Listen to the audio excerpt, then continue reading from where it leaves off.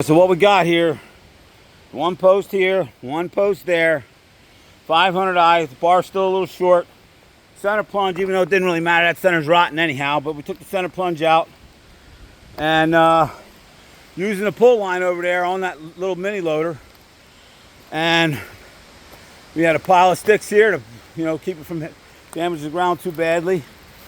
And then this rope here is our safety line. There's a lot of tension on that. This thing was getting ready to roll down the hill, so that thing stopped it.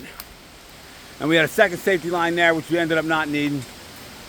So we got to get some work done here before it rains. But there it is. In retrospect, I could have taken another piece off the top there. I wasn't really looking at this dogwood, but you see what we did to back a dogwood up in case this thing hit and started rolling into the dogwood. We left a couple things in front of it there to soften the blow, because that bark can be very, very sensitive. But what I really liked, Jerry, on this one was it did start rolling, and that bottom line there, going back to that big beech tree over there, that bull line, is what stopped it. It hit and started rolling. That's what stopped. That was cool. So I'm pretty happy with it. Thanks, bro. Good job. Teamwork. Yeah, beautiful. Great job. Beautiful cut, man. Beautiful Thank you. Cut. Yep.